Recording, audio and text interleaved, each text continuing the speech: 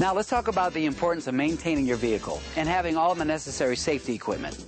Make sure the safety equipment on your car is in good working order and that you're prepared for any emergency breakdown. A sudden vehicle breakdown can cause a crash. To avoid that, have your vehicle checked and maintained regularly. Preventive maintenance will not only prevent crashes, but will save you money. A simple leak, which might cost a few bucks to fix, can result in hundreds of dollars in future repairs if you leave it unattended. If your car's temperature is rising or the low oil light flashes while you're driving, pull over and stop. Driving with low coolant or oil may stall your vehicle and could cause irreversible damage to your engine.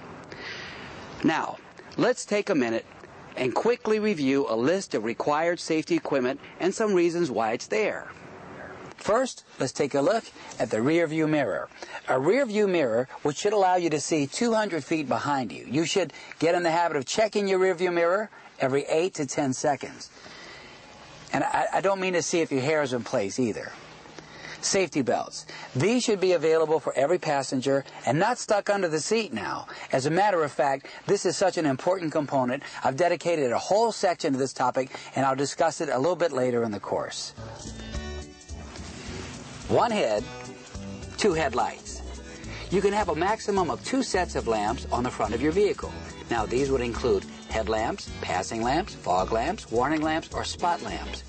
Most vehicles will have low beam headlights to illuminate the road ahead between 100 and 150 feet, and high beams for between 350 and 450 feet. Keep your lamps clean and check for burned out bulbs. And you should always take care that your high beams aren't directly into the eyes of oncoming drivers. Turn signal lights, which clearly indicate your intent to turn left or right, can be seen by other vehicles for at least 300 feet in front or behind you at night or normal daylight. Turn signals should be flashing white or amber in the front and flashing red or amber in the rear. A white light for your license plate to make it visible at night. 2 red tail lights, which cars behind you should be able to see from 1,000 feet away. Like your headlights, you should always make sure these lights are clean. 2 red stop lights on the rear of your car, which cars behind you should be able to recognize from 300 feet away, both at night and in daylight. Backup lights, at least 1 white light on the rear of the vehicle that lights up when you put your car in reverse, warning other vehicles that you're backing up or about to back up. We're up to validation question number 30 now. Please mark down D as in dog. As far as the service brake system, check those pads regularly. And a mechanical parking brake system, either system alone should be able to stop the car. And the parking or emergency system should be strong enough to hold the car on any hill. For safest driving, you should be able to stop your car within this distance.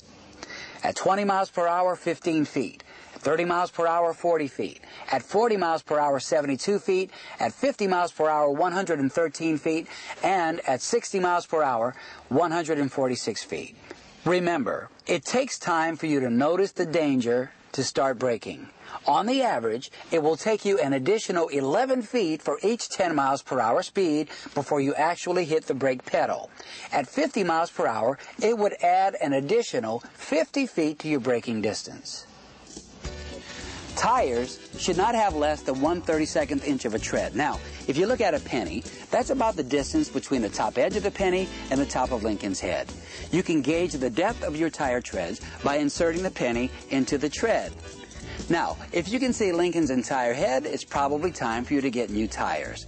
Your tires should be inflated to produce the maximum contact between the tires and the road. Overinflation will decrease that contact area, reducing traction.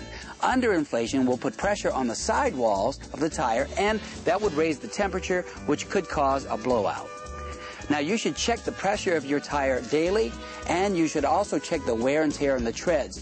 You should also equalize the wear of your tires by having them rotated every 12,000 miles. A horn. This should be audible to other drivers within 200 feet. You should only use your horn to warn other drivers or to prevent a crash.